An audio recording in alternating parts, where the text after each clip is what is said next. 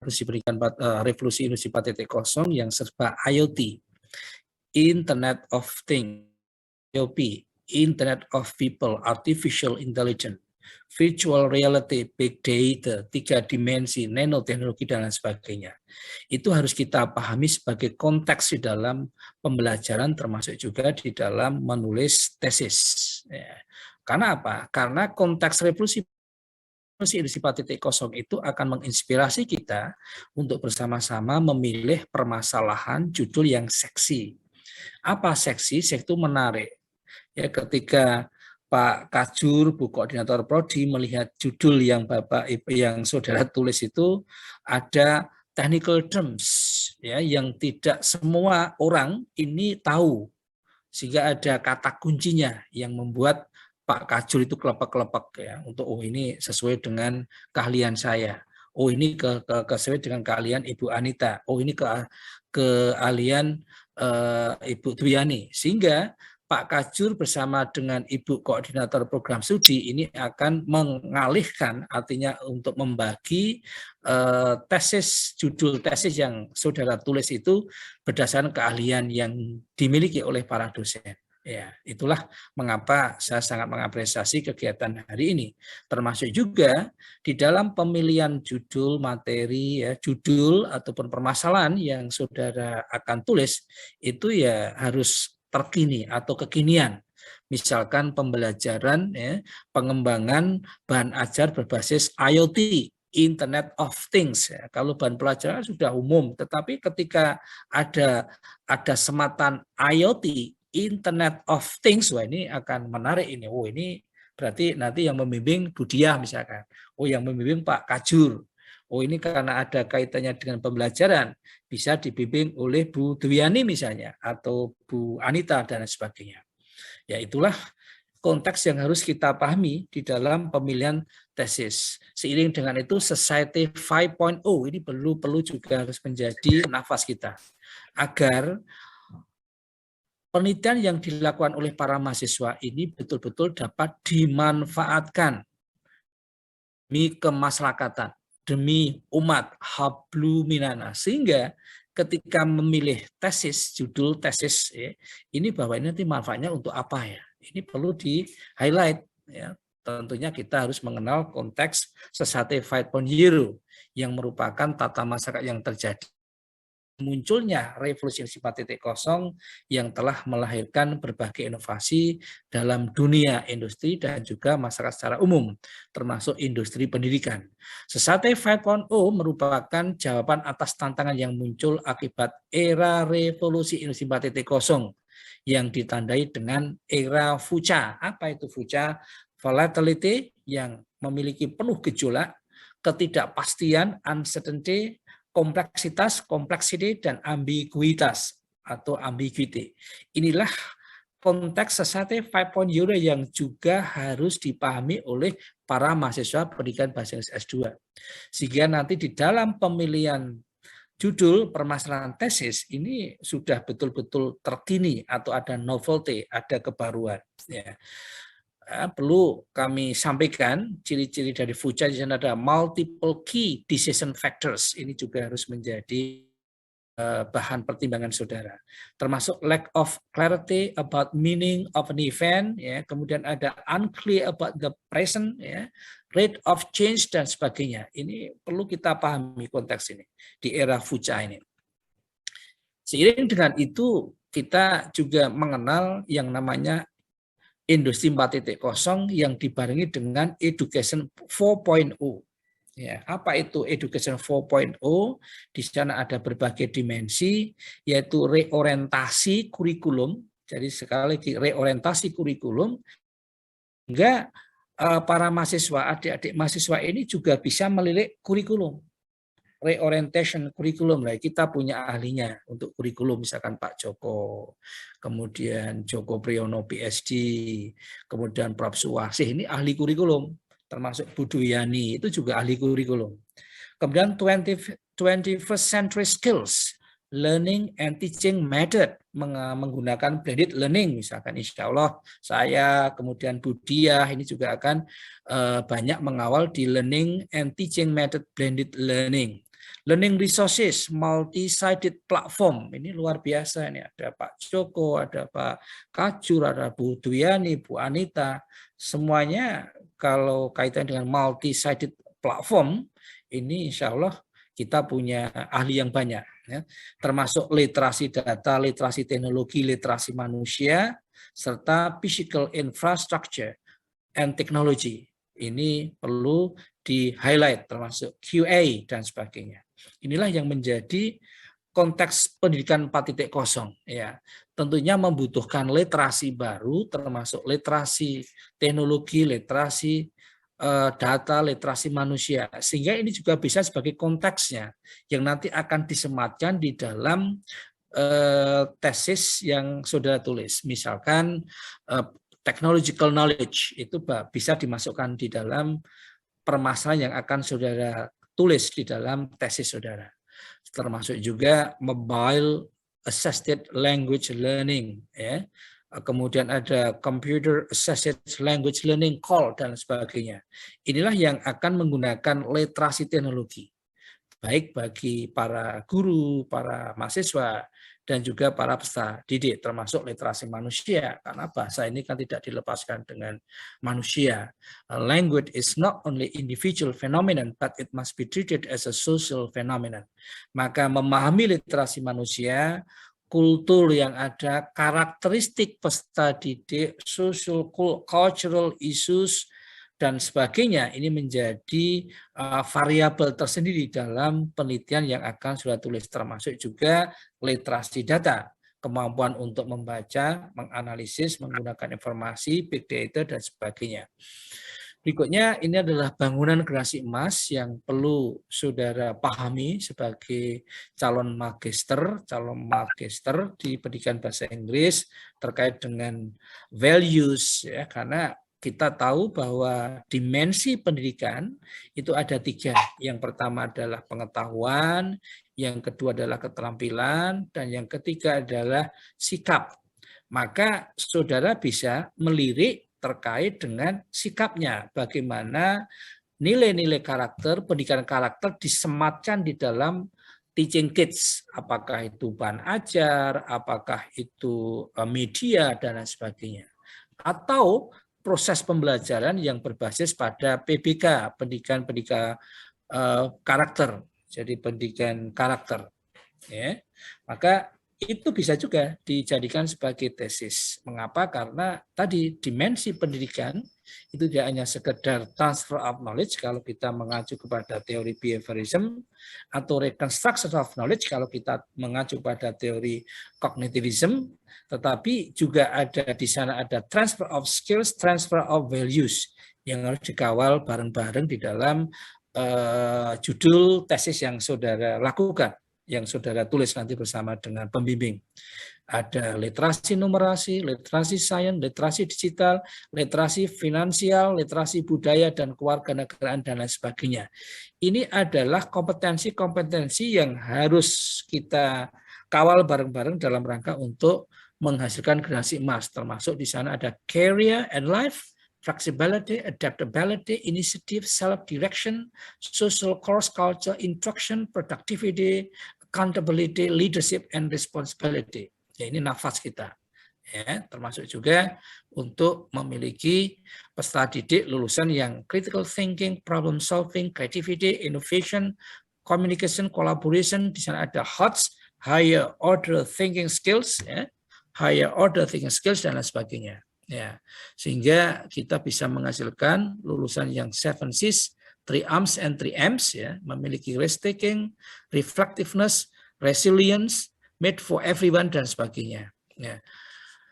Adik-adik mahasiswa yang saya cintai dan saya banggakan, perlu kita sadari bersama bahwa ketika kita melihat subjek penelitian atau yang dijadikan sebagai objek penelitian yang melibatkan mahasiswa atau orang, ini kita harus betul-betul pahami generasi antar generasi. Sebagai contoh, misalkan saudara nanti mengambil sampel populasi dan sampel atau subjek penelitian di sekolah menengah, itu ada SMA, SMK, ada sekolah dasar, ada SD, ya, pendidikan dasar sampai SMP, menengah itu SMA, SMK, MAN, dan sederajat, maka betul-betul dipahami karakteristik peserta didiknya yang akan menjadi populasi atau menjadi sampel atau sebagai subjek penelitian yang sudah lakukan. Sehingga akan menentukan berbagai upaya strategi dalam rangka untuk mengumpulkan data. Ya. Ini yang generasi now, generasi alpha yang tidak lepas dari berbagai kehidupannya, ada Skype, ada Facebook, ada Google dan lain sebagainya. Maka sudah tidak ada lagi keluhan bahwa mencari sumber tidak ada, banyak sekali. Ya. Maka silahkan, ini sebagai konteks yang harus kita pahami. Perlu kami sampaikan ada 5 kata kunci of learning practices. Di sana ada learning is personalized. Ini sebagai kata revolusi pendidikan 4.0. Learning is competency based and capability based, ya, practices. Jadi saat ini tidak lagi single loop learning tetapi double loop learning atau multi-sided learning yang harus menjadi nafas kita. Sebagai contoh, saudara mengangkat tesis, ya, pembelajaran atau pengembangan materi atau pengembangan bahan ajar berbasis multi-sided learning. Wah, ini menarik ini. Ya, insya Allah nanti saya, Pak Nur, Budia, Bu Dwi, dan sebagainya ini makanan sehari-hari ini karena keahlian kami. Ya.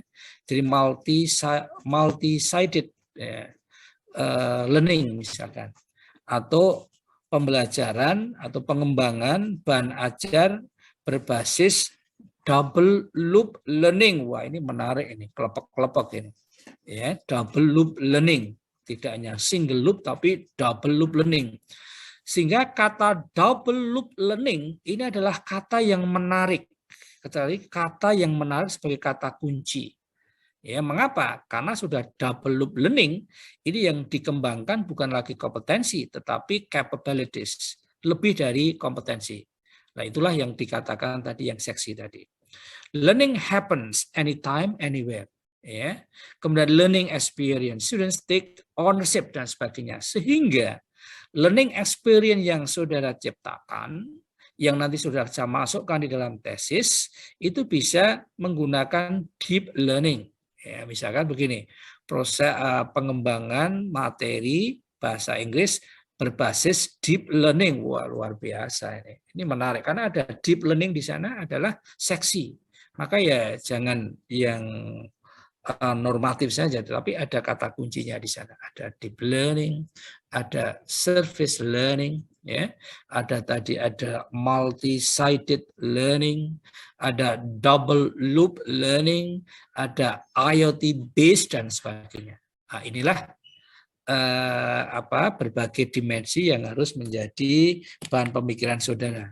Dan kami berharap bahwa tulisan-tulisan dari para mahasiswa S2 ini akan menggumpal menjadi satu, ya, sesuai dengan kekuatan, keunggulan yang kami miliki.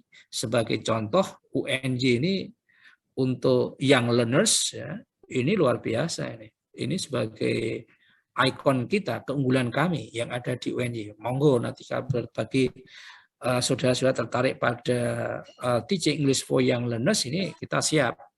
Sumber dayanya juga siap. Yang kedua juga menggumpal ada keunggulan yang lain, misalkan terkait dengan material developments on the basis of left and right brain accommodation, ada higher order thinking skills, kemudian pengembangan bahan ajar berbasis blended culture, blended learning. Oh, kita itu makanan kami sehari-hari. Jadi sehingga betul-betul menguatkan jurusan pendidikan bahasa S2 itu menggumpal, memiliki gumpalan-gumpalan yang menjadi keunggulan, ya, termasuk assessment ini kita kuat, ya. Salah satunya pakarnya adalah Bapak Associate Profesor Nur Hidayanto, ya, Pancolo Putro, ini kaitannya dengan assessment ya, bersama dengan Bu Jamila, Pak Agus dan sebagainya. Kemudian juga ada yang namanya Teacher Professional Development, ini juga kuat di UNJ, insya Allah kuat. Jadi teori banyak ahli-ahlinya, misalnya salah satunya Pak Basikin, kemudian yang kedua itu adalah Pak Asadi atau saya dan sebagainya. Itu insya Allah. Jadi maka saudara itu memiliki tema penelitian yang nanti akan menggumpal menjadi keahlian saudara, keunggulan saudara. Sehingga kalau mencari pakar terkait dengan blended learning itu ada di UNJ, salah satunya lulusan dari UNJ misalkan, seperti itu. Ya, maka sekarang tadi di awal saya menyampaikan segeralah kembali ke jalan yang benar. Artinya apa? Atau bertobat artinya apa? Saudara sudah saatnya memikirkan keahlian, kepakaran saudara itu dalam bidang apa. Sekali lagi, kepakaran saudara itu dalam bidang apa. Jangan sampai menjadi penjual atau toko kelontong. Semuanya dikuasai, tidak mungkin. Karena kita memiliki keterbatasan. Maka silahkan mulai hari ini setelah sudah ketemu dengan Pak Kajur, Ibu Koordinator Prodi, dan juga kami, Bu Anita sama saya, sudah memikirkan ke depan kepakaran saudara dalam bidang apa untuk disematkan di dalam magister saudara yang nanti akan diteruskan ke program doktor. Ya, inilah yang menjadi kunci ya, 5 kunci dalam pembelajaran yang berbasis revolusi pendidikan 4.0. Nah, inilah paradigm shift of learning yang harus saudara pahami betul di era VUCA, di era abad 21 ya, di sana ada global awareness, financial economic business and entrepreneurial literacy. Ini juga menjadi kekuatan kita bersama, saudara ya, termasuk juga life and career skills tadi ya, untuk menjadi nafas saudara di dalam memilih judul atau permasalahan-permasalahan tesis. Life and career skills. Ada di sana ada professional development. Apakah sudah nanti tertarik pada learning environments, learning outcomes ya, silakan. Saudara bisa memotret itu yang terjadi di setiap satuan pendidikan, atau sudah boleh pilih saja apakah itu di perguruan tinggi, apakah itu saudara bisa memilih di satuan pendidikan SMP, SMA, SMK atau yang sederajat dengan melihat CBE atau OBE ya. Target pencapaian learning outcome, perilaku aktif ya. Kemudian perilaku belajar pasif yang tadi disampaikan. Ya, silahkan ini juga sebagai penelitian saudara. Ciri abad 21 dan model pembelajarannya, kalau sudah tertarik pada model pembelajaran, itu bisa juga memotret model pembelajaran yang ada saat ini di berbagai satuan pendidikan yang dijadikan sebagai lokus penelitian. Apakah para guru bahasa Inggris ini masih berkutat dengan model pembelajaran yang konvensional atau sudah menggunakan model yang non-konvensional atau inkonvensional yang menekankan pada pembelajaran yang diarahkan untuk mendorong peserta didik mencari tahu, bukan diberitahu, dan lain sebagainya. Ini yang perlu saudara pahami kaitannya dengan model pembelajaran abad 21. Perlu saya sampaikan, paradigm shift of learning, ini tadi di awal sudah saya sampaikan juga, bahwa kalau kita mengacu kepada teori behaviorism, di sana ada transfer of knowledge, ya, yang dulunya menggunakan berbagai metode, ya, metode ada audiovisual, ada translation method, tapi sekarang sudah menggunakan metode-metode yang lain, yang terkini, dan bahkan akhirnya ada post method, pedagogi dan sebagainya. Itu juga menjadi bahan empuk atau makan empuk untuk dijadikan sebagai tema penelitian. Ya, jadi post method pedagogy. Ya, kemudian reconstructions of knowledge yang merupakan aliran atau pandangan kognitivism atau konstruktivism, ya, sehingga ini juga sebagai pola berpikir saudara-saudara di dalam memilih dan melaksanakan penelitian. Apakah nanti menggunakan teori reconstructivism artinya menggunakan kognitivism, ada konstruktivism, ada humanism dan sebagainya. Itu sebagai teori-teori babonnya yang menjadi nafas saudara di dalam memilih ya tesis judul ya, judul tesis yang sudah lakukan. Hard skill, soft skill tadi sudah saya sampaikan, nilai-nilai budaya, nilai-nilai karakter harus masuk seimbang di sana, tidak hanya mementingkan pengetahuan saja, itu yang lama, sekarang sudah ada keseimbangan otak kanan, otak kiri. Kemudian juga pendekatannya tidak lagi pendekatan mekanis, ya linier, ya, tetapi pendekatan humanis yang mengedepankan pada perbedaan individual yang dimiliki oleh para peserta didik. Ya. Ini adalah paradigm shift of learning yang harus saudara pahami juga. Ya, tentu di berbagai satuan pendidikan masih menggunakan model lama. Guru sebagai dewa, guru sibuk mengajar, menguasai proses pembelajaran, ya, karena teacher centered. Kemudian pengajar, nah, guru, mahasiswa, pembelajar, ya, dengan menggunakan berbagai traditional assessment. Ini yang kita kenal dengan konvensional, ya, konvensional. Jadi yang lama. Nah, tapi yang saat ini kita perlu membuka wawasan kita bahwa di dalam proses pembelajaran tentunya peran guru harus berubah, tidak sebagai dewa, tidak sebagai resourceful person, tetapi sebagai collaborators, ya, sebagai motivator, facilitator dan sebagainya. Ya. Kemudian menggunakan tidak lagi traditional assessment, tapi menggunakan portfolio misalnya, atau authentic assessment dan sebagainya. Ini menarik untuk saudara kaji. Ya, itu ada pakarnya itu Pak Nuridayanto, Pak Agus Widantoro, Bu Jamilah, ini kan kaitan dengan assessment. Memang sengaja kami tanam, kami desain untuk mengembangkan di ranah assessment. Ya, termasuk Bu Anita, kemudian Pak Asadi, ini kita sudah berbagi untuk keahlian. Sehingga kalau S2, ya rujukannya nggak usah kemana-mana, tapi rujukannya UNJ. Ya, keahlian-keahliannya agak bervariasi dan memiliki gumpalan dalam arti untuk menjadi keunggulan atau ikonik. Ya, UNJ dalam hal ini pendidikan bahasa Inggris S2.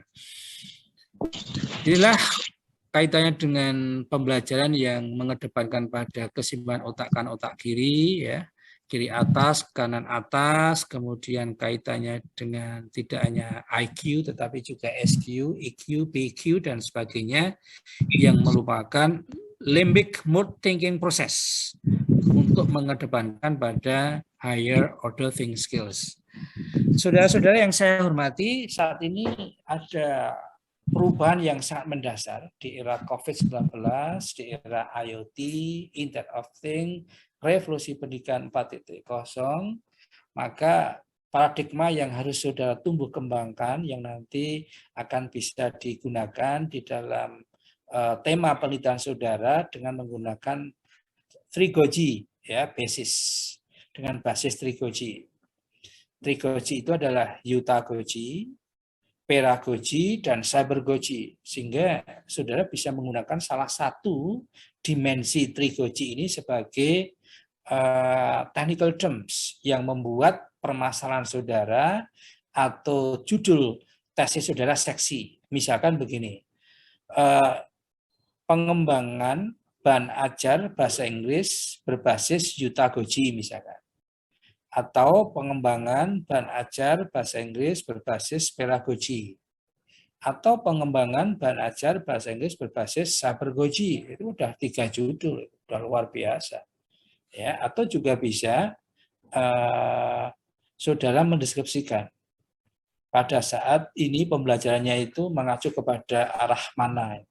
Apakah tadi arah yang masih tradisional atau arah yang sekarang sudah mengalami perubahan yang disebutkan dengan berbagai tuntutan era revolusi industri 4.0, abad 21, society 5.0, future dan sebagainya.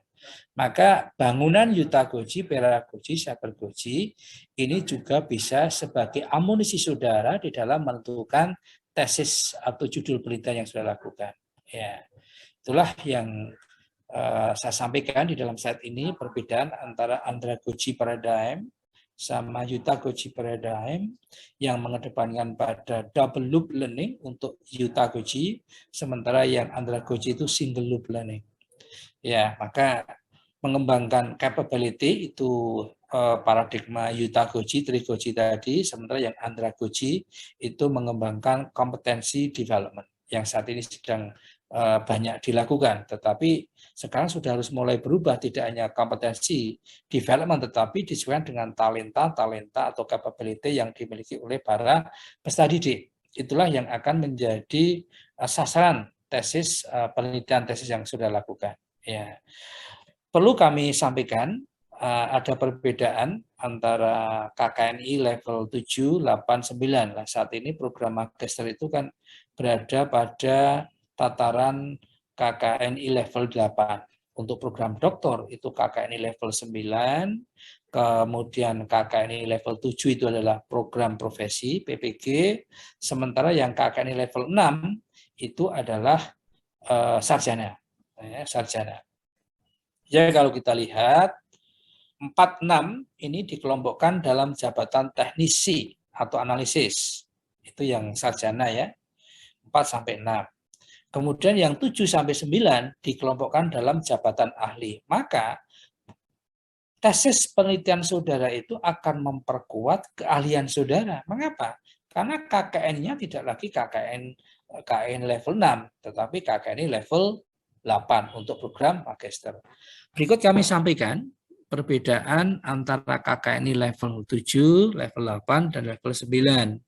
Untuk KKN level 7 itu mampu merencanakan dan mengelola sumber daya di bawah tanggung jawabnya dan mengevaluasi secara komprehensif kerjanya dengan ilmu pengetahuan teknologi dan sebagainya.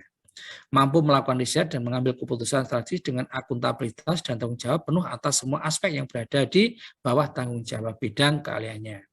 Sementara untuk yang level 8, saudara ini mampu mengembangkan pengetahuan teknologi dan atau seni di dalam bidang keilmuannya atau praktek profesionalnya melalui penelitian hingga menghasilkan karya inovatif dan teruji di lapangan. Itu membedakan antara KKN level 8 dengan KKN level 6. Kalau KKN level 6 tidak perlu diuji di lapangan, bisa expert judgment, tetapi kalau S2 itu perlu adanya inovatif, karya inovatif dan teruji. Teruji ini adalah melalui uji efektivitas atau uji di lapangan, silahkan. Kemudian mampu memecahkan masalah ilmu pengetahuan teknologi dan atau seni di dalam bidang keilmuannya melalui pendekatan inter atau multidisipliner tadi. Ya, jadi multidisipliner. Saudara bisa mengangkat ya mampu mengelola riset dan pengembangannya yang bermanfaat bagi masyarakat dan keilmuan serta mampu mendapat pengakuan nasional dan internasional. Inilah KKN level 8 ya, saudara, yang akan saudara hasilkan melalui tesis yang sudah tulis. Sementara yang 9 ya, 9 maka M8 KKN level 8 itu bisa menggunakan ATM. Apa itu ATM? Amati, ya, tiru, modifikasi.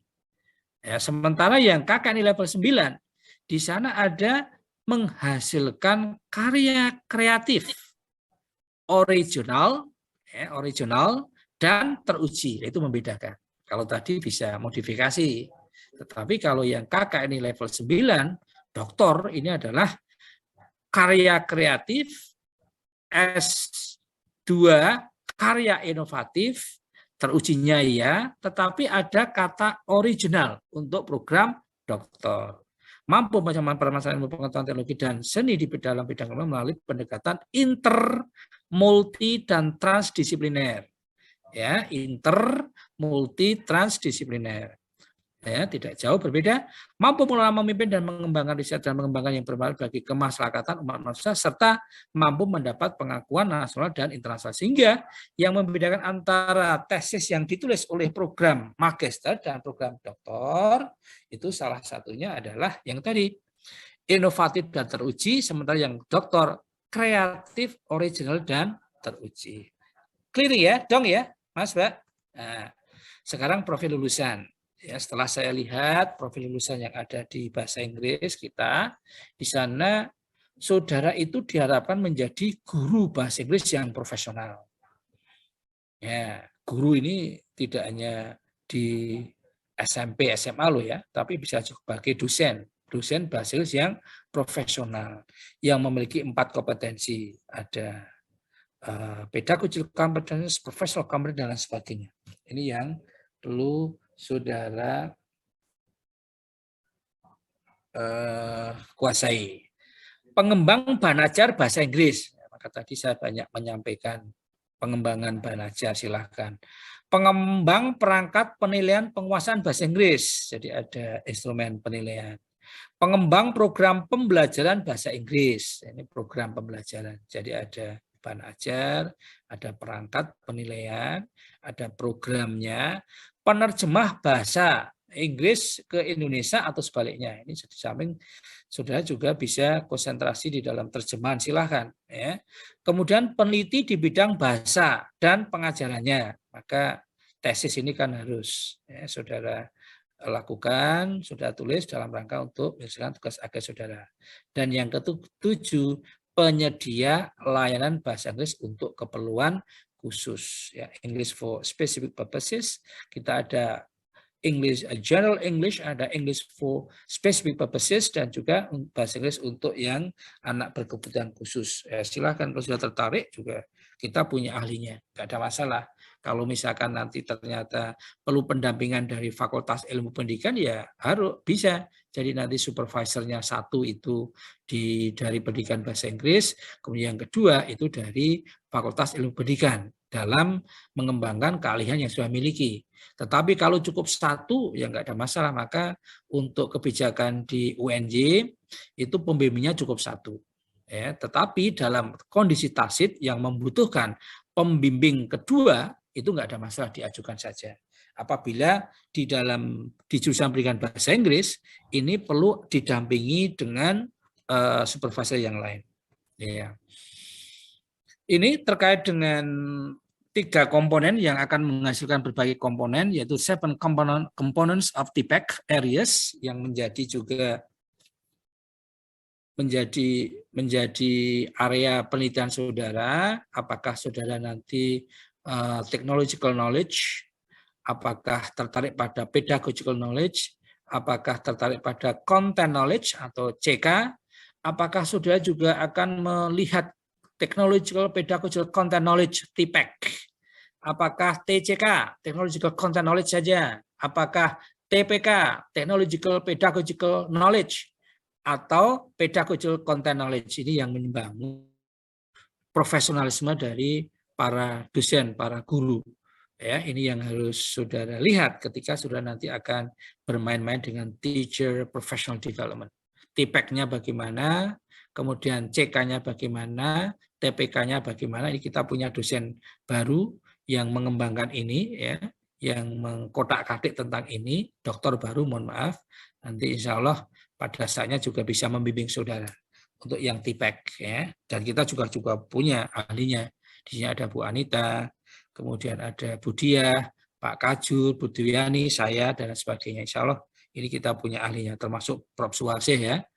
Prof. Girin juga ada di sana. Jadi kuat insya Allah. Ya, kita punya kalian yang beraneka ragam yang sengaja kita desain untuk berbagai keahlian, ya, dengan memperkuat rumpun yang dimiliki. Ya. Atau sudah tertarik pada ini terkait dengan linguistic competence-nya, strategic competence yang dimiliki oleh para peserta didik SMP, sociolinguistic competence, actional competence, atau discourse competence. Silahkan, ini menjadi bagian tesis penelitian saudara atau judul penelitian saudara. Insya Allah ini juga kuat, linguistiknya kuat, ya. Di UNJ ini ada pakar-pakar linguistik, ya. Kebetulan saya S1-nya S2 dan S3-nya linguistik, ya. Kemudian S2 yang kedua itu second language acquisition, ada bilingualism, ada multiculturalism, ada translanguaging dan sebagainya. Ya, ini silahkan kalau sudah tertarik pada linguistic and cognitive competence in English language teaching yang menjadi permasalahan penelitian saudara, strategic competence, grammatical competence, social linguistic competence kalau menurut Canal and Swan. Kemudian ada juga yang linguistic competence, HIMSS, social linguistic competence. Insya Allah kita ahlinya di sini untuk mengawal saudara-saudara dalam menulis tesis. Ya. Nah, sekarang kita fokus pada topik areas. Silahkan nanti saudara apakah tertarik pada potret, implementasi approaches yang dilakukan oleh para guru, strategi pembelajaran yang dilakukan oleh para guru, atau models, atau methods, atau teaching and learning techniques-nya, silahkan. Sudah memotret itu bisa. Atau bisa mengembangkan model pembelajaran. Tadi berbasis pedagogi, berbasis model pembelajaran bahasa Inggris berbasis Utagogi, model pembelajaran bahasa Inggris berbasis cybergogy, model pembelajaran bahasa Inggris berbasis IoT. Wah, banget ini. Judulnya banyak sekali. Atau bisa juga mengembangkan teaching kids, ada mengembangkan English textbooks, misalkan developing English textbook oriented to left and right brain accommodation for senior high school levels. Banyak sekali itu. Bisa juga developing English textbooks oriented to hot order thinking skills for senior high school students, for junior high school students. Bisa juga nanti sudah pilih receptive language skills, jadi mengembangkan bahan ajar khususnya receptive language skills berbasis HOTS misalnya, higher order thinking skills. Atau juga bisa mengembangkan media, teaching and learning media, measurement instruments, instruments of learning and teaching assessment. Jadi silahkan sudah nanti bisa mengembangkan instrumen pembelajaran atau assessment assessment pembelajaran dan pengajaran di SMP, SMA atau apa, ini ahlinya ada juga ini. Evaluation of curriculum atau curriculum evaluation bisa, atau evaluation of teaching and learning process, evaluation of teaching kids dan sebagainya, silahkan. Evaluasi buku, bahan ajar yang digunakan oleh para peserta didik SLTA. Itu sudah lihat indikatornya apa saja, harusnya dikembalikan ke tadi yang generasi emas tadi. Apakah di sana sudah mengacu kepada berbagai literasi tadi. Kemudian teacher professional development, ini ada ahlinya. Student language development juga ahlinya banyak. Micro and macro language skills enhancement, ini juga banyak. Ada receptive language skill, listening, reading, productive language skill, writing, speaking, dan sebagainya, dan tetek bengeknya, dan berbagai aksesoris yang ada dalam macro sama micro skills of language, receptive language skills, kemudian productive language skills, dan sebagainya. Atau juga sudah bisa melakukan case study in language difficulties across socio-cultural dimensions, juga menarik untuk bisa dikaji. Kemudian language pedagogy, banyak sekali tema yang sudah bisa ambil, atau English for Young Learners tadi sampaikan, bilingualism, multicultural context in English language teaching, students' perceptions in or attitude toward English language teaching and learning at SMP misalnya, mobile assisted technology in English language teaching and learning, translanguaging in English language teaching and learning, virtual reality technology in English language teaching and learning, the dimensions of cognitive competence on second language learners tadi sebagai mana saya sampaikan pada slide sebelumnya. Saya kira itu saja dari saya. Sekali lagi sudah saatnya saudara melakukan ikonisasi terkait dengan kalian saudara. Agar saudara itu bukan sebagai penjual berbagai aneka makanan, tetapi memiliki keahlian yang ada dalam satu dimensi, yang ada dalam satu domain, sehingga saudara akan menjadi ahli yang betul-betul diminati atau dicari orang, banyak. Saya langsung saja Bu Yani nih ya, sedikit tentang langsung ke topik dan logika penyusunan judul ya. Kemudian saya ulangi sedikit terkait dengan key issues in second language research untuk memperkuat contoh-contoh yang diberikan Prof. Margana tadi ya. Ya, begitu rekan-rekan mahasiswa. Jadi pada workshop kali ini bertujuan untuk memantapkan formulasi ya, pemilihan topik dan formulasi judul yang nanti rekan-rekan mahasiswa akan curahkan dalam tesis masing-masing ya. Nah, untuk pertimbangan memilih topik atau tema ini untuk tesis tentunya itu harus didasarkan pada hal-hal seperti ini ya. Ini hanya brainstorming saja tentunya. Jadi topik tesis itu harus mendukung pengembangan akademik dan profesional mahasiswa. Di sini kan juga ada ya mahasiswa RPL tentunya yang sudah berprofesi sebagai guru, Bapak Ibu guru. Jadi dan tentunya juga mahasiswa yang S2 ini ya. Nanti terserah sih mau jadi guru apa tidak, tapi intinya akan memilih profesi di jalur pendidikan bahasa Inggris ya, entah itu sebagai guru, pendidik, teacher educators, atau mungkin konsultan, atau trainer, pengembang bahan ajar, dan sebagainya. Nah, ini harus mendukung ya pengembangan akademik dan profesional Anda. Kemudian topik tesis itu tentunya harus memberi kontribusi ya, kontribusi terhadap dunia keilmuan, kontribusi terhadap konteks penelitian kita sendiri ya, teori, konsep, empiris serta praksis ya atau praktis. Jadi praksis. Jadi harus jelas kontribusinya. Biasanya kalau di tesis itu di bab 1 itu ada bagian the significance of research significance ya.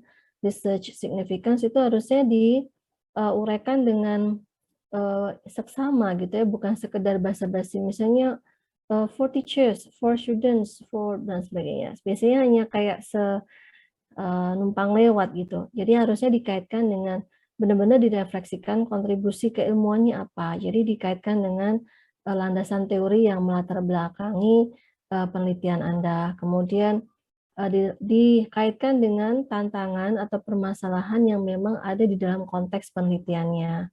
Ya, praksis yang sudah ada di konteks penelitian dan itu juga sudah disintesa dalam bab 1. Jadi itu semua dihubungkan ke situ, jadi elaborasinya agak padat gitu ya, dan bermakna tentunya.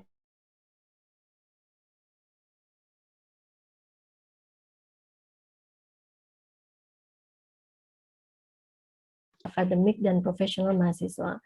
Jadi topik tesis itu memang tidak boleh berbasis keinginan, boleh berbasis keinginan, tapi harus dilandasi oleh keilmuan juga. Jadi ini memang berbasis keilmuan gitu.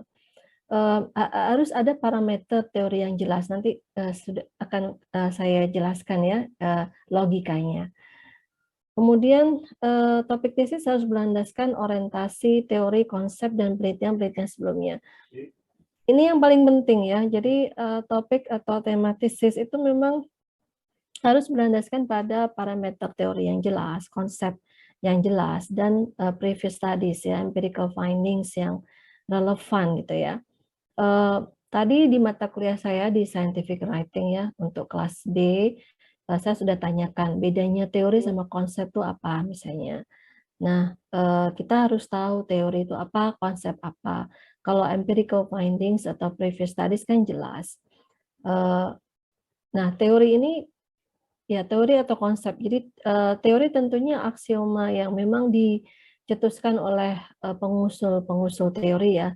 Dan konsep itu adalah konseptualisasi dari teori itu. Jadi pengembangan dari teori itu. Jadi misalnya kayak ada kan kemarin yang memilih topiknya itu tentang emotional geography ya. Itu punyanya Mas siapa kemarin? Si Bahul ya. Nah, ada nggak di sini Mas Si Bahul? Nah, itu ya emotional geography dari guru. Emotional geography itu lebih pada konseptualisasi ya kan. Jadi ada conceptual framework of emotional geography by Hargreaves itu ya, benar ya? Nah, betul itu. Ibu. Itu. Nah, nanti kan bisa dibandingkan konseptualisasi yang dilakukan oleh si expert A dengan expert B itu perbedaannya apa, dimensi-dimensi perbedaannya apa, dibandingkan dengan teori aslinya, itu pengembangannya seperti apa. Nah, itu Anda harus tahu, sehingga novelty dari tesis Anda itu sudah nampak, bahkan even from the title itu novelty-nya udah nampak gitu ya. Nah, tidak berbasis awang-awang yang keinginan tapi tidak dilandasi oleh parameter teori, konsep, dan penelitian-penelitian sebelumnya yang relevan gitu.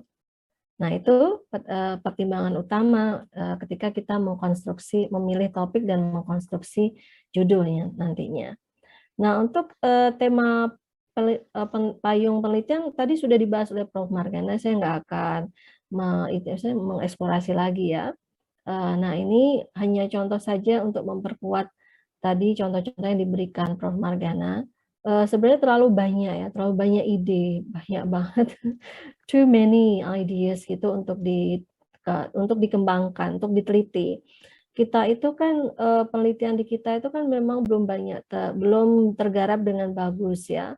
Jadi banyak sekali tema-tema penelitian yang belum dikontekstualisasikan di Indonesia. Jadi research gap dalam bentuk kontekstual ya, contextual research gap itu banyak banget yang bisa dieksplorasi. Tentunya kalau nanti di kelas scientific writing kita berbicara research gap ya. Research gap itu bisa diturunkan dari mana aja. Salah satunya adalah dari konteks ya, dari konteks penelitian. Terus dari teori, theoretical gap. Paling tidak dalam sebuah penelitian itu ada dua itu ya, theoretical gap dan contextual gap. Nah, untuk theoretical gap, Anda harus tahu tadi teori konsep yang melatar belakanginya. Kemudian untuk contextual gap, Anda harus memetakan the big picture of previous studies-nya atau empirical context-nya. Nah, empirical context yang ditawarkan oleh penelitian-penelitian sebelumnya itu didukung oleh empirical context yang ada di konteks kita sendiri. Jadi di existing context itu gimana? Nah, untuk membangun konteksnya itu tentunya berlandaskan penelitian-penelitian yang dilakukan di Indonesia dan juga boleh disupport oleh pengalaman Anda sendiri atau hasil observasi Anda sendiri. Itu boleh dituangkan di dalam tesis untuk memperkuat empirical context yang didapat dari previous studies ya, dari literatur tentunya. Nah, jadi key issue tema besar yang pertama itu tentunya curriculum development ya. ELT curriculum development ini payung besar banget. Di sini terlalu banyak key issues yang ada untuk bisa dieksplorasi, misalnya language curriculum reform, language curriculum evaluations or assessment and accountability, teacher emotions. Nah, ini ya masih baku di sini ya.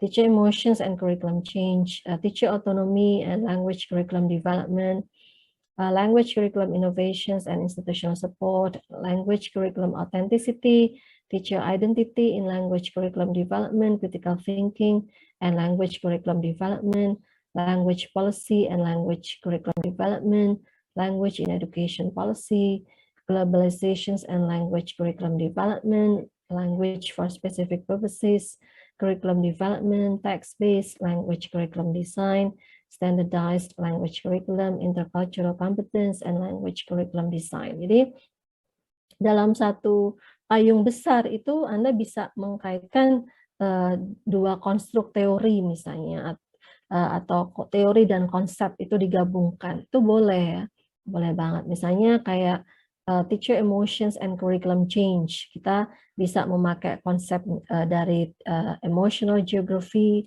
dengan curriculum change ya, itu sebagai parameter teori dan konsepnya ya. Dan contoh lain banyak di sini ya, technology and language materials development, language materials development evaluations, vocational English materials dan sebagainya. Anda bisa nanti baca sendiri di slide sini ya. Assessing language skills dan sebagainya. Termasuk di sini multiliteracy in language materials development. Nah, ini ada dua konstruk parameter teori di sini ya. Jadi ada multiliteracy dan juga language materials development. Multimodality in language materials development. Ya, kemudian kayak corpora in English materials development dan sebagainya. Itu SLA tapi perlu dispesifikkan lagi ya, yang apanya gitu, yang dihubungkan dengan language materials development. Ya, nah ini ada juga dynamic assessment. Ini assessment ya, assessment nanti bersama Pak Nur, Pak Agus ya, itu bidangnya assessment. Assessment Intipak. Nah, ini assessment Intipak ini ada bidangnya Budia, ada bidangnya Pak Nur. Ini kalau ada dua konstruk parameter teori ada di sini ya nggak apa-apa juga, nanti bisa dibimbing oleh satu supervisor gitu. Assessment Intipak fokusnya lebih yang mana? Lebih ke TPAC-nya ya. Jadi assessment ini masuk ke TPAC ya. Jadi ini bisa dalam koridor TPAC misalnya. Gitu. Right, kemudian ya banyak banget eclectic approach in ELT ya, dan termasuk instructional design ya, models of instructional design yang tadi dalam koridor 4.0 atau 2.0 dan sebagainya itu ya, yang terkait dengan 21st century learning.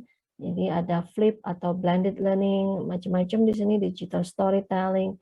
Jadi model-model pembelajaran ya, atau instructional design, problem based, project based, ini digabungkan dengan satu parameter konstruk lagi, ya nggak apa-apa juga ya.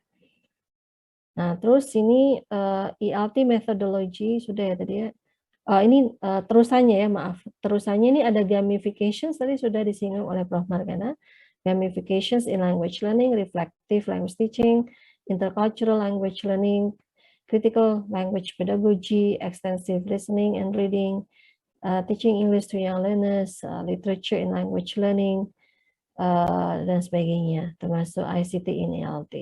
Kemudian untuk teacher professional learning and development, ini macam-macam konsep di area cognition, self-efficacy, agency, autonomy, professional development, ya, kemudian leadership, ya, teacher leadership, nomor 11 ini juga kajian yang menarik ya, teacher leadership, kemudian teacher professional development, language teacher evaluation policy, language teacher supervisions, language teacher research, language teacher's portfolio, language teacher professional identity. Kemudian di area applied linguistics misalnya ada multilingualism, bilingualism, translanguaging, linguistic landscape. Di sini ada language change, language shift, variations and development, ada critical discourse analysis, SFL, systemic functional linguistics in ELT, critical literacy and media ya, termasuk dalam applied linguistics ya.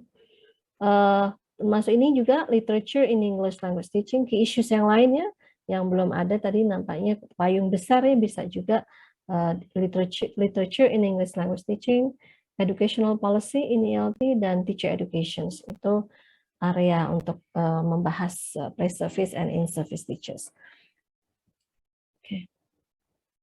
Nah, sekarang itu contoh tema-tema atau topik yang Anda bisa kembangkan ya. Terus untuk penulisan judul itu sendiri kita masuk pada formulasi judul ya, logika formulasi judul. Jadi dalam penulisan apa istilahnya formulasi ya, pemformulasian judul thesis dan termasuk manuskrip tentunya, itu kita harus memperhatikan lexical soundness dan lexical grammatical adjustment ya. Jadi lexical soundness itu lexical grammatical adjustment itu bagaimana konstruksi judul kita itu bisa seksi tadi ya, yang katanya Prof. Margana, seksi eye-catching, yang bisa menimbulkan curiosity ya. Sebenarnya ini apa? Ya, jadi susunan dalam judul itu tidak random, tidak acak ya, tidak berdasarkan misalnya hanya keyword saja. Jadi apa yang komponen yang harus ada di dalam judul gitu ya. Kita lihat contoh judul-judul yang ada di dalam berbagai jurnal artikel nih ya. Jadi bagaimana judul itu bisa ditulis dengan thought provoking ya. Jadi thought provoking titles. Jadi dari lexical soundness-nya itu harus thought provoking ya, menimbulkan, membuat orang tuh oh iya apa sih ini gitu ya, menimbulkan ingin membaca, curiosity, tertarik ya, attracting the readers interest gitu. Nah, di dalam konstruk judul itu harus ada misalnya fokusnya, research focus, kemudian bisa juga ada research design ya, Kemudian ada di sini namanya temporal specificity dan research process. Ini contohnya evaluations of a four-pronged anti-plagiarism program and the incidence of plagiarism, a 5-year retrospective study. Ya, jadi incidence of plagiarism, ya, dan anti-plagiarism program ini kan research focus yang ingin dieksplorasi ya. Jadi evaluations of prong itu apa ya? Ya ini intinya sebuah program gitu ya. Evaluations sebenarnya masuk dalam research focus, tapi di sini lebih jadi lebih merepresentasikan proses dalam penelitian itu. Jadi tindakan atau proses dalam penelitian yang akan dilakukan, dan proses itu bagian dari research focusnya ya. Nah, ini a 5-year retrospective study. Ini sebenarnya retrospective study itu research design. Jadi kalau misalnya penelitian kita itu kita yakin ya bahwa research design kita itu mengandung novelty atau mengandung sophistication yang bisa memberikan inspirasi ya, bisa memberikan contoh. Oh, kalau retrospective study itu desainnya kayak gini ya. Lebih spesifik lagi kayak apa kalau misalnya a 5-year retrospective study. Itu kita bisa cantumkan dalam judul kita ya. Jadi harus ada sesuatu yang distinktif di dalam research design yang kita usung. Kenapa sih research design ini kita cantumkan di dalam judul? Jadi pembaca akan mempunyai judgment. Oh iya ya, retrospective study untuk menganalisa evaluasi dari sebuah program anti-plagiarism gitu ya. Nah, itu menimbulkan thought provoking tadi ya. Case study, tapi kalau misalnya desainnya itu kita menurut kita ya memang seperti itu adanya ya, sesuai dengan teori ya. Tidak ada novelty yang mungkin bisa kita tawarkan ya. Itu ya nggak usah disebutkan gitu. Kita lebih fokus pada research focusnya saja, research focus, dan bisa juga ada unsur research outcome-nya, ada unsur research proses. Jadi tidak semuanya harus ada ya. Tergantung apa sih yang mau kita unggulkan di situ, yang mau kita promosikan di dalam paper kita, manuskrip atau penelitian kita itu apa. Gitu. Nah, contoh lain misalnya, does the adoption of plagiarism detection software in higher education reduce plagiarism? Ini dalam bentuk pertanyaan ya. Apakah boleh judul tesis itu dalam bentuk pertanyaan? Ya boleh aja, why not? Jadi judul tesis sekarang itu judul tesis yang harus mengacu pada publikasi ya. Judul tesis yang laku untuk publikasi gitu. Jadi kita nggak perlu lagi menyebutkan SMA 1 Pakem atau SMP 1 Yogyakarta, SMP case study at SMPN 1 Yogyakarta itu nggak perlu, itu nggak laku di publikasi gitu. Maksudnya dan itu juga menyalahi etika penelitian ya, ethics ya. Jadi salah satu etika penelitian itu kita harus put everything in confidential ya. Jadi partisipan yang terlibat harus pseudonyms, nggak boleh kita revealing the original names. Juga identitas dari konteks penelitian kita juga harus dilindungi ya. Misalnya kalau mau bilang UN-nya ya kita bisa bilang one of state universities in special territory of Yogyakarta gitu. Itu pengalaman saya kemarin ketika publikasi di Tevrin itu sama editornya diingetin, ini kamu mau ganti ini apa enggak menjadi seperti ini ya, karena itu sebagian dari etika ya. Saya bilang iya, so sorry for ini ya, itu apa, missing this important detail gitu. Jadi diganti dengan one of state universities in special territory of Yogyakarta kayak gitu. Ya, nah ini does the adoption of plagiarism detection software in higher education reduce plagiarism? Nah ini research fokusnya adalah the adoption of plagiarism detection software. Ya, jadi plagiarism detection software. Ya, jadi penggunaan ini. Kemudian higher education itu konteksnya ya, institutional konteks. Kemudian reduce plagiarism ini juga bagian dari fokus penelitiannya, research focusnya. Does this software actually reduce plagiarism? Nah, intervening process di sini ada, jadi does di sini sebenarnya mengandung nanti ada proses ya, ada treatment gitu. Apa sih yang akan dilakukan dengan software ini? Jadi makna dari pertanyaan itu sebenarnya mengandung proses gitu kan. Apa yang akan peneliti lakukan dengan software ini sehingga software ini, penggunaan software ini di konteks perguruan tinggi itu dapat mengurangi plagiarism gitu ya. Right. Nah, jadi yang harus selalu ada adalah research focus ya. Ya. Next examples ini ya, effects of personality and information technology on plagiarism and Iranian perspective ya. Jadi ini effects of personality and information technology on plagiarism and Iranian perspective. An Iranian perspective ini sebenarnya voice framing ya.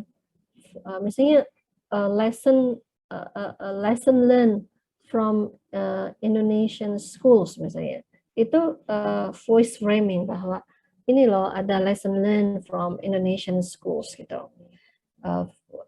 Schools di konteks yang berbeda tentunya fenomenanya berbeda, maka framing dari konteks kita, particular voices from particular context itu apa? An Iranian perspective.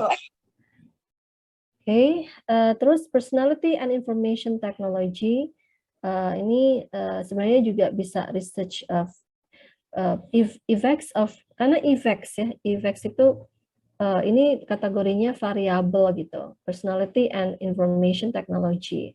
Jadi ada research variables di sini, personality and information technology, how this affect ya on plagiarism. Jadi kita namakan variabel penelitian.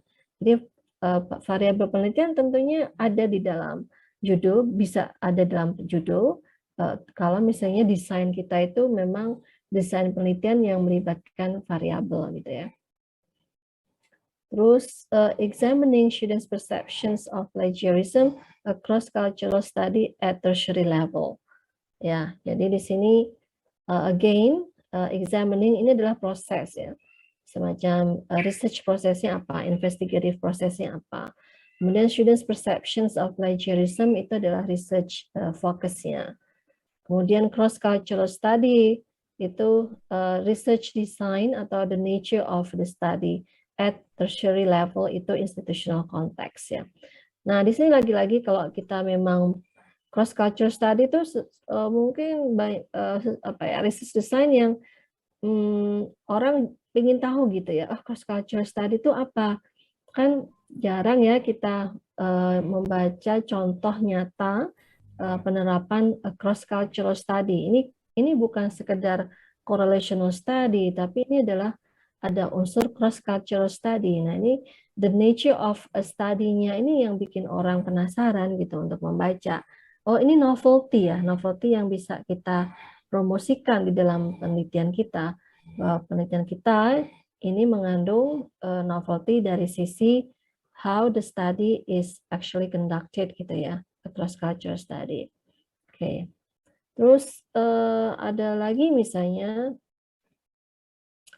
ya, nah ini for short not plagiarize from self-reported views to recognitions and avoidance of plagiarism. Ini bisa semacam quotations atau anecdotal discourse, kalau emang apa sih artinya itu ya. Beberapa judul manuskrip itu dalam bentuk direct quotation gitu ya, misalnya my supervisor was in charge of my research misalnya. Nah, itu kan direct quotations dari data penelitiannya. Ya, itu bisa dijadikan judul bahwa, tapi direct quotation-nya itu sebenarnya mewakili dari keseluruhan fokus penelitiannya ya. Jadi bahwa itu dipilih karena merepresentasikan apa yang dilakukan dalam penelitian itu. ya. Jadi berfungsi sebagai discourse marker gitu ya, petunjuk konteks dari penelitian itu, dan juga ada unsur framing, suara dari data tertentu yang merepresentasikan fokus penelitian secara keseluruhan. Ya, kemudian di sini research fokusnya recognitions and avoidance of plagiarism. Nah, ini adalah research fokusnya. Kemudian from self-reported views. Nah, ini bisa jadi data yang dalam direct quotation itu sebenarnya bagian dari self-reported views-nya. Ini adalah voice framing. Ya, misalnya kalau penelitiannya itu jenisnya semacam narrative inquiry ya, seringkali narrative inquiry itu judulnya itu ada semacam direct quotations ya. Ya, gitu.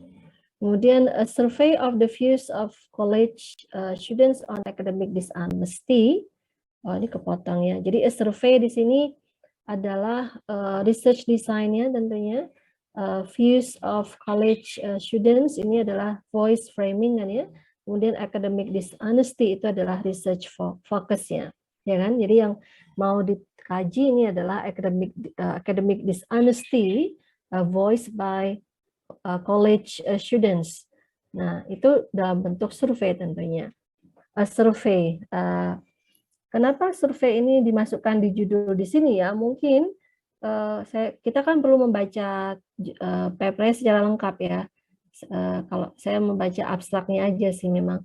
Jadi kalau sepemahaman saya, survei di sini tentunya mengandung novelty ya, lagi-lagi novelty. Ada unsur sophistications dari research design yang dipilih, bahwa bisa jadi melibatkan sejumlah college students yang banyak gitu ya, yang memang ada sofistikasi dari analisa datanya misalnya.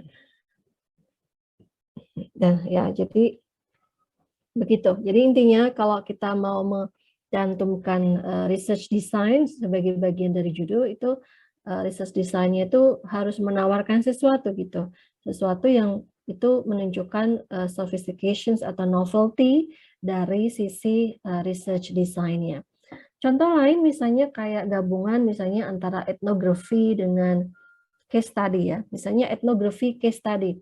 Biasanya kan hanya case study saja atau etnografi saja. Nah, ini kalau misalnya digabungkan etnografi case study, itu tuh gimana sih cara melakukan desain penelitiannya? Cara mendesain penelitian itu tuh gimana? Jadi pasti ada sofistikasi atau novelty yang kita pelajari di dalam langkah-langkah langkah-langkah desain penelitiannya ya. Jadi how the scholars ya itu design this particular study yang menggunakan etnografi case study misalnya. Oke. Atau bisa jadi narrative case study misalnya. Case study itu paling banyak dipasangkan ya, dipasangkan dengan jenis penelitian yang lain, dan itu menjadi sebuah desain penelitian yang menarik gitu ya, yang mengandung novelty sehingga itu bisa dicantumkan dalam judul ya. Kemudian contoh lain misalnya using the theory of blind behavior to understand Thai students' conceptions of plagiarism within their undergraduate programs in higher education. Research fokusnya apa? Ini di sini. Sini kan using the theory of blind behavior to understand Thai students' conceptions of plagiarism ya within the undergraduate programs in higher education. Jadi research fokusnya ini kan understanding Thai students' conceptions of plagiarism. Ya, konteksnya adalah higher education. Nah, di sini ada parameter teori yang dimasukkan di sini ya. Misalnya the theory of blind behavior. The theory of blind behavior ini adalah mengandung theoretical framing. Jadi kalau misalnya kayak tadi emotional geography ya. Misalnya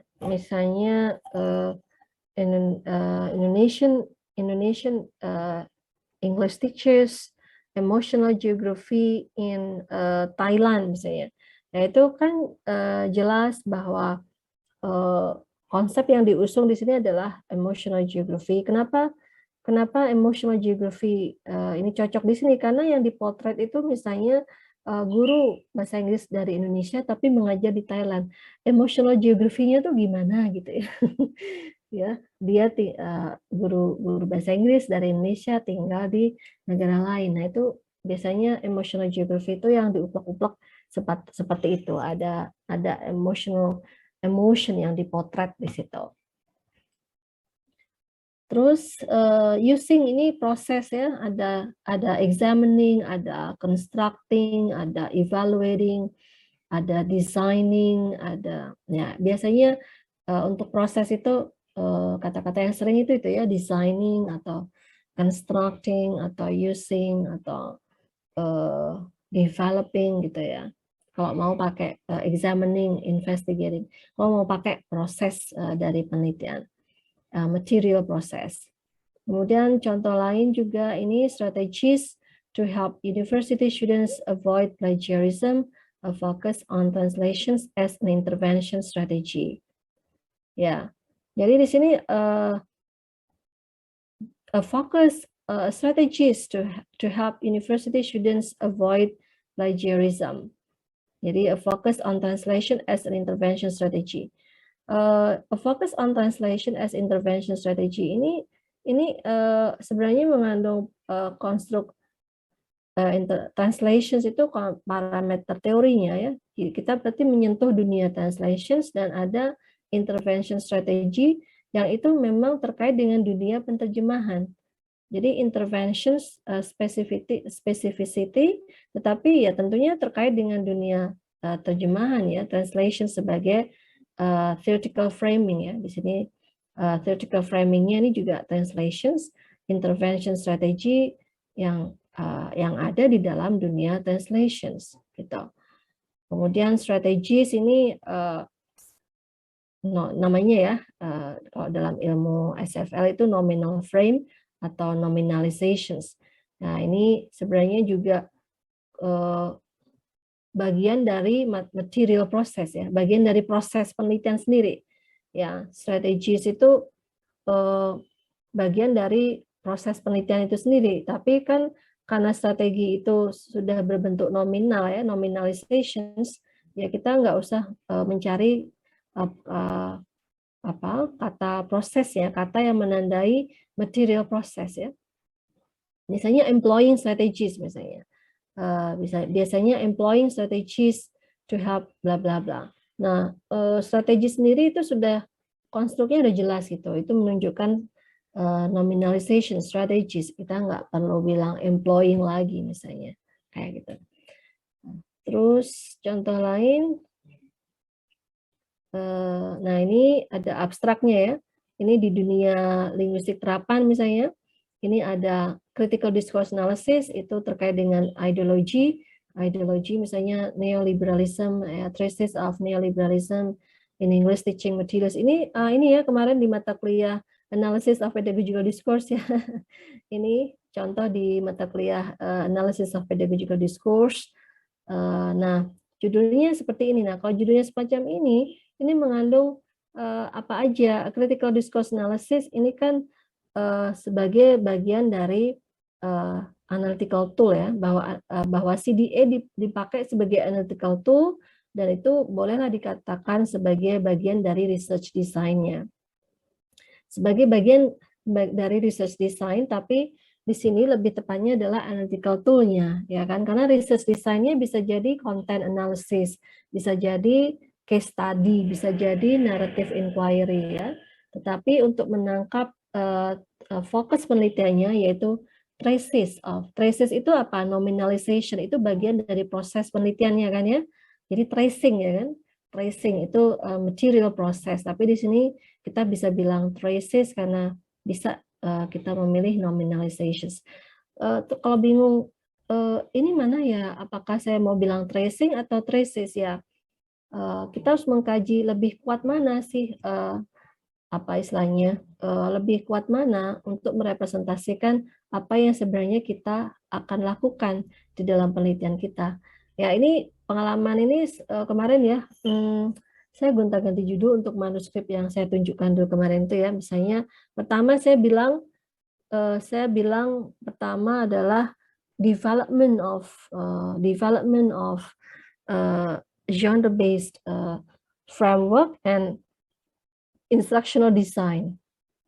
Development of genre-based framework and instructional design to accommodate a demanding EFL curriculum misalnya. Nah, terus ada feedback dari reviewer yang sudah saya submit tapi kan di reject. Terus reviewernya bilang gini, development itu sudah baik ya di reject tapi dikasih feedback gitu. Jadi saya ganti juga karena masukan dari situ.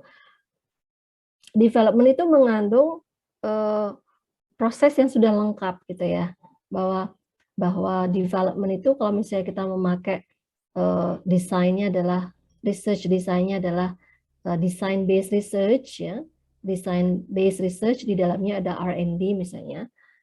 Nah itu sudah harus sampai pada tahapan evaluasi, kemudian refleksi ya, refleksi kemudian ada unsur merevisi inovasinya itu ya, makanya ada kata development. Tapi kalau yang dilaporkan itu misalnya baru pada tahapan yang kedua, yaitu pada tahapan developing solutions ya, based on the existing knowledge misalnya, itu belum bisa dikatakan developing atau development. Itu reviewernya, argumennya begitu. Jadi terus saya ganti menjadi, kalau mau saya bilang constructing ya, constructing genre-based framework and instructional design, bla bla bla bla. Saya ragu juga, mendingan nggak usah. Jadi saya cuma bilang genre-based framework and instructional design ya, to accommodate a demanding EFL curriculum. Jadi genre-based instructions, genre-based framework and curriculum. Instructional design ini berarti sudah langsung pada konstruk teori, parameter teori yang mengusung, yang melandasinya, sekaligus itu sebenarnya research focus yang saya unggulkan itu di situ gitu, bahwa itu ada penciptaan inovasi dari genre-based framework and instructional design, bahwa core dari penelitian yang saya lakukan di situ itu gitu ya. Nah, jadi ini pertimbangan-pertimbangan untuk memformulasikan judul itu harus berdasarkan konsep keilmuan yang jelas ya, logika yang jelas ya, semacam ini. Nah, kita lihat di sini ya. Jadi framing teorinya apa di sini? Framing teorinya kan neoliberalism ya. Kemudian ada English teaching materials ya kan. Ya, jadi neoliberalism dan ELT materials itu konstruk teori yang ada di situ. Kemudian critical discourse analysis itu sebagai analytical tool yang merupakan bagian dari research design. Nah, itu harus nampak di dalam abstrak misalnya. Di dalam abstrak itu harus ada. Di sini ya, misalnya the current study attempted to uncover neoliberal mentality. Nah, ini kan neoliberal mentality itu kan in the highly popular ELT materials ya, taught in Iranian private language institutes. Nah, neoliberal mentality ini framing teori. Kemudian di sini ELT materials ya, theoretical framing. Terus CDA ini sebagai theoretical framing yang kedua, ini maksudnya sebagai analytical tool-nya ya. Ini ya, neoliberalism, framing teorinya. CDA ini juga analytical tool yang ada kaitannya dengan teori juga, dan ada kaitannya dengan research design juga, dan ini ELT materials. Jadi di dalam abstrak ini udah nampak ya aspek-aspek yang konstruk-konstruk yang ada di dalam judul tuh udah nampak di dalam abstrak gitu ya. Terus contoh lain misalnya changes of women images in translating politeness strategies of novels in pre and post revolutionary policy system of Iran. Tadi kan ada yang tertarik di dunia translation ya, Mas Galang ya. The case studies on translations of Pride and Prejudice, Sense and Sensibility, and Rebecca. Ini sebenarnya untuk ini untuk PBI.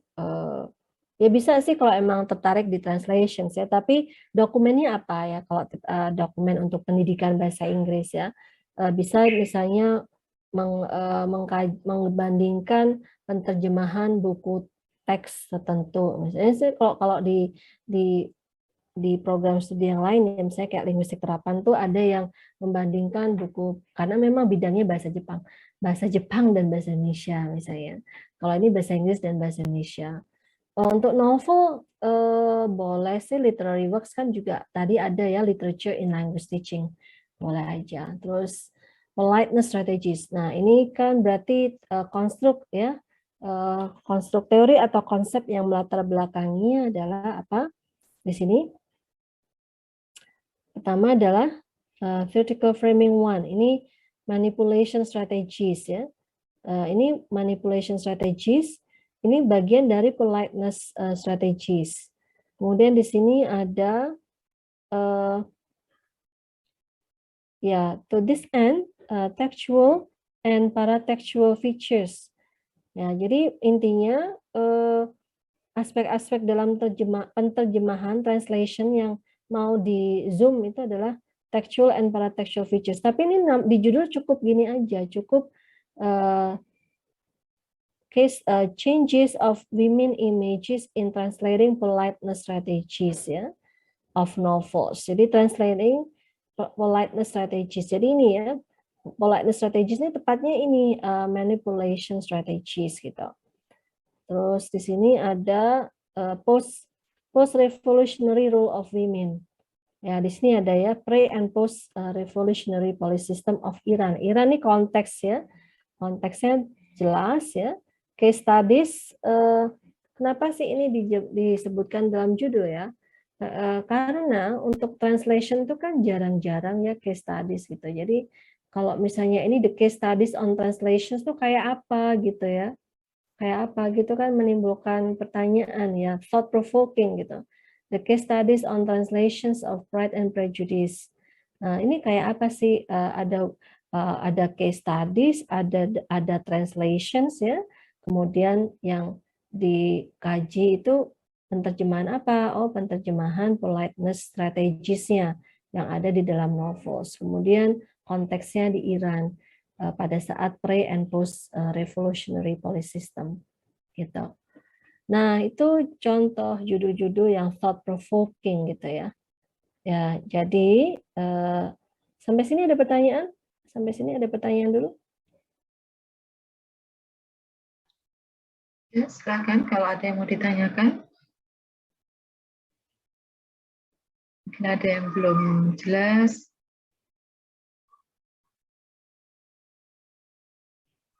Ya, ada pertanyaan? Silakan. Mungkin ada yang belum dipahami atau sudah? So far so good? Ya, gimana Mas Fahmi? So far so good, Ibu. Well, probably later I will be, considering the part of my research for the publication. Actually, I'm planning to have research and development, but rumor has it that R&D research is not really acceptable in a publication, to be published. So probably I have to take part of my research to be, to be published. As a publication. Ya, itu, kan kita perlu melihat ya bahwa ternyata di dalam publikasi internasional R&D itu nggak berdiri sendiri gitu, nggak ada yang menyebutkan research desainnya itu R&D aja gitu, ternyata nggak ada. Jadi R&D itu selalu masuk di dalam misalnya kayak design based research, di dalamnya ada prosedur pengembangan produknya, yaitu boleh R&D. Boleh juga, ada yang juga menggabungkan dengan ADDI. Ya, kalau misalnya Mas Fahmi tertarik di situ, nanti kan ada tuh educational design, ya, educational design research, ada design based research ya. Kalau kita mengacu pada educational design research, itu untuk pola pengembangannya itu pakai ADDI juga gitu ternyata. Ya. Nah, tapi kalau di dalam design based research itu boleh ADDI, boleh R&D, atau boleh ada framework tertentu yang ditawarkan oleh pengusung desain bisnis. Beberapa, bukan banyak, modelnya ada beberapa, tinggal kita pilih yang cocok dengan penelitian kita yang mana gitu. Nah, itu perlu dipahami dari awal bahwa R&D itu ternyata nggak berdiri sendiri. Nah, kalau itu mau dipublikasikan yang dari segi sofistikasi, kejelasan dari research desainnya nggak bisa diterima oleh international journal, ya. Nah, kayak kayak paper saya bilang ini design based research karena saya udah ceritakan ya, karena misalnya findings-nya itu rich, maka yang saya laporkan itu hanya 2 step dulu. Tapi itu pun tidak diterima oleh Q1 Journal gitu. Mereka kekeh bilang harus dilaporkan lengkap gitu, dari tahapan 1 sampai 4, karena itu dianggap sebagai novelty-nya di situ gitu. Tapi saya meskipun saya udah bilang, ini kalau 4-nya saya laporkan tuh gimana ya reducing finding supaya concise, hanya 7.500 sampai 8.000 kata, itu saya melaporkan hasil penelitian di tahapan 1, tahapan 2, tahapan 3, tahapan 4, itu challenging banget ya. Tapi kalau emang itu yang dimaui oleh international publications ya, kita harus coba seperti itu gitu. Ya. Alright. Ya. Rencananya memang saya besok akan menerapkan ADDIE Bu untuk prosedur pengembangan materinya. Sehingga nanti mungkin untuk publikasinya itu apakah saya mengambil dari katakanlah dari needs analysis di bagian awal, ataukah mungkin dari sampai dengan expert judgment-nya, atau di bagian mana Ibu kira-kira yang bisa dijadikan apa istilahnya yang punya nilai jual begitu untuk dipublish dalam itu sebuah nanti rangkaian. kita harus mencari teks mentornya ya, teks model yang menggunakan design basis. Saya ada beberapa ya, karena kemarin semester lalu itu di S3 itu kan diminta untuk mengeksplorasi design based research. Kebetulan saya mereview gitu. Cuman saya merasa hasil review saya kurang maksimal. Karena gimana bisa tumak nina baca banyak jurnal gitu kan. Tapi ya sedikit banyak adalah yang bisa ditangkap di situ gitu ya. Mungkin nanti bisa saya share ke Mas Fahmi. Cuman belum komprehensif sekali menunjukkan meta analysis dari design based research untuk kajian language learning itu kayak apa, itu belum komprehensif karena memang keterbatasan waktu saya untuk mereview semuanya itu ya. Oke. Tapi kalau mau contoh sekedar contoh artikel aja banyak banget yang sudah saya download. Nanti di review ya Mas Fahmi, saya dikasih reviewnya. Saya jadi mau baca juga gitu. You help me untuk mereview itu gitu. Oke. Thank you. Alright. Ya, you're welcome. Any other questions? Kan ya sudah pencerahan ya Mas Fahmi ya. Tetap dilanjutkan gitu ya. Iya, tetap. Ya. Oke. Terus publish-nya saja yang. Ya, tinggal sedikit lagi karena waktu udah hampir habis. Ini memfisikan riset tugas akhir atau tesis ya untuk publikasi ya. Jadi Anda harus memfisikan ya, memproyeksikan tugas akhir itu untuk publikasi ya. Zaman sekarang itu kalau hanya riset berhenti pada laporan itu kan hanya tumpukan sampah akademik ya. Kita harus itu productivity-nya harus ditunjukkan dalam bentuk publikasi. Nah, untuk memfisikan sampai ke situ, maka kita harus berpikir sampai segini gitu loh. Kita harus memikirkan global or national issue, debate, controversy, discussions ya. Kemudian ada research community of practice yang jelas. Kemudian ada international leadership yang diperhatikan. Terus di sini research gap-nya jelas. Novelty itu jelas dibangun dari research gap dan konteks yang dibangun. Originality yaitu bagian dari novelty itu sendiri. Kemudian research contributions-nya jelas, ada kontribusi pada dunia keilmuan, kontribusi pada konteks penelitian, kontribusi pada praksis dan sebagainya. Ini kontribusi macam-macam ini ya. Jadi ada theoretical contributions, ada conceptual contributions, ada empirical contributions, ada methodological contributions, ada analytical contributions, practical contributions, contextual contributions, policy contributions. Jadi reviewer itu tajam banget ya anunya, sense-nya. Editor juga tajam banget sense-nya. Kalau misalnya di dalam judul kita itu mencantumkan research design tertentu, itu berarti ada methodological contributions yang kita berikan. Jadi kita menawarkan methodological contributions, misalnya kayak tadi cross cultural study misalnya, atau misalnya design based research dalam hal apa, ada sofistikasi di situ. Kemudian untuk practical contributions atau praksis ya, itu jelas di konteks kita sendiri ya. Policy contributions, kalau misalnya kita ada kontribusi yang menyangkut ke policy. Kemudian theoretical contributions, conceptual contributions, ini maksudnya bukan berarti kita menciptakan teori baru, enggak, tapi kita mengembangkan teori yang sudah ada. Terus dengan penelitian kita, how our study itu contributes to the body of knowledge ya. Kata kuncinya adalah the body of knowledge. Body of knowledge itu kan disokong oleh teori dan konsep. Bagaimana penelitian kita itu contributions-nya. Nah, kemarin juga paper saya salah satunya sama reviewernya dibilang, I think there is nothing new about this gitu, about genre-based pedagogy dan sebagainya. Cuman sebenarnya yang ingin saya tekankan di situ adalah inovasi yang coba kami utak-utik untuk konteks Indonesia itu loh, inovasinya itu loh yang merupakan kontribusi untuk conceptual contributions ya gitu loh.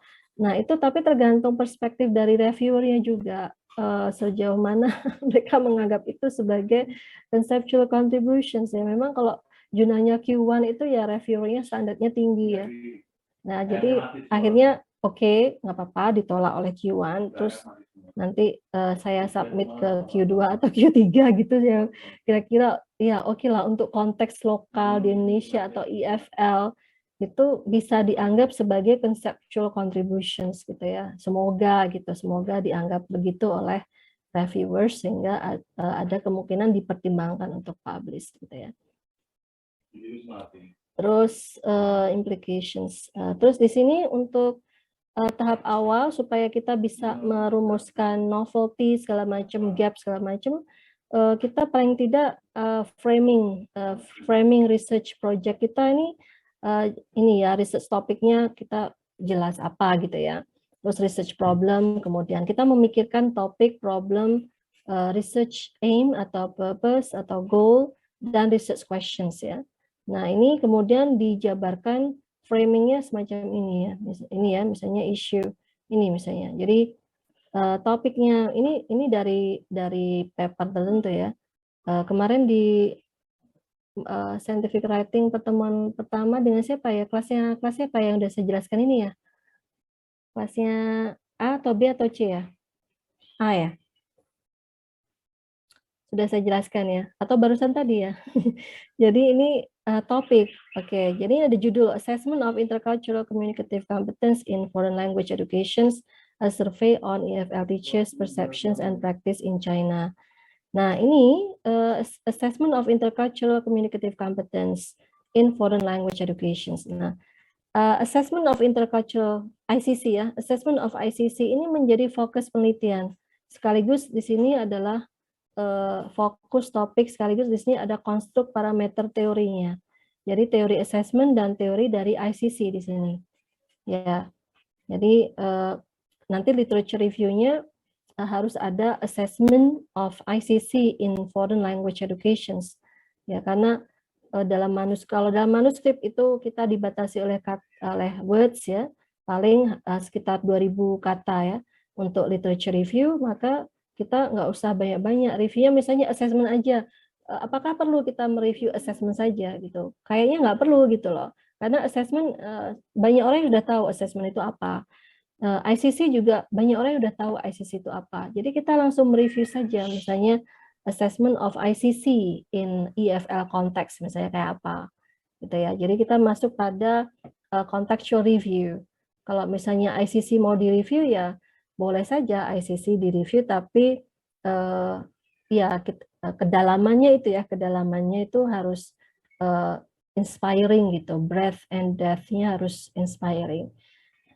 Nah, terus research problem ada dua ini ya, response to the limitations of CLT dan the inclusion of ICC in EFL education. Kemudian research aim-nya, this study investigates the beliefs and experiences of Chinese University EFL teaches concerning the assessment of ICC in EFL education. Jadi tujuan penelitiannya ini beliefs and experiences. Nah, terus diterjemahkan dalam pertanyaannya itu ini, how do Chinese University EFL teachers view the assessment of ICC in EFL education? View itu merefleksikan beliefs ya.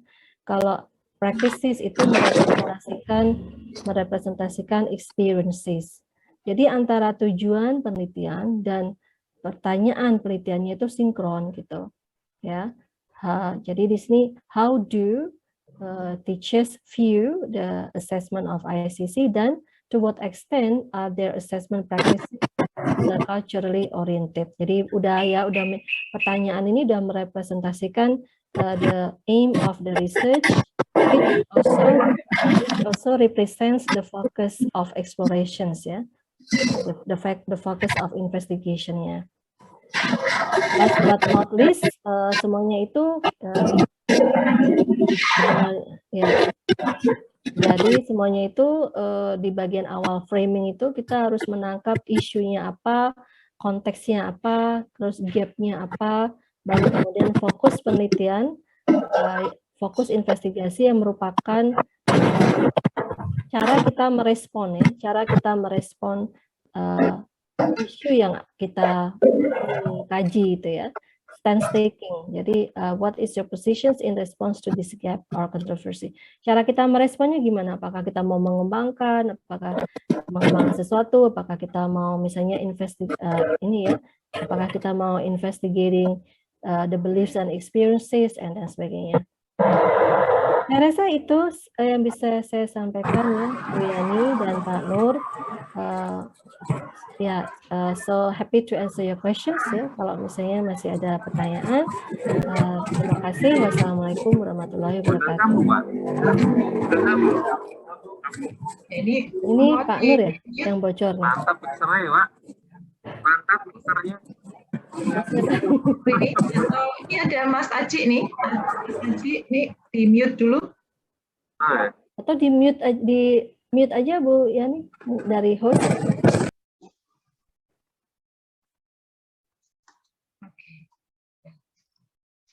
Ya.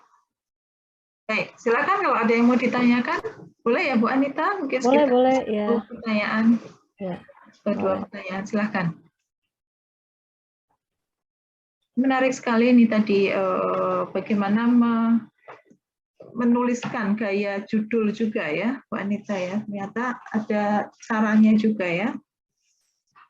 Cara menuliskan judul ya, sehingga bisa merepresentasikan dari isi dari judul, dari penelitian kita, riset desain kita itu ya. Kemudian menarik sekali ya. Tadi saya tertarik ini. Ada yang mau bertanya? Saya tanya nanti. Ya, silakan kalau ada yang bertanya. Boleh Bu Yani nanya. Saya tadi tertarik sekali dengan istilah yang emotional geography.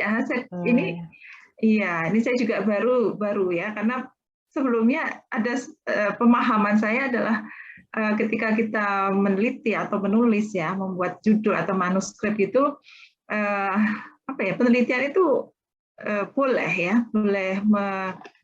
mereplicate gitu ya, istilahnya mereplicate ya. Tetapi kemudian tolong hati-hati dengan hanya kemudian penelitian itu sebetulnya misalnya di luar negeri ya, di negara di tempat lain, kemudian sekarang dilakukan di Indonesia.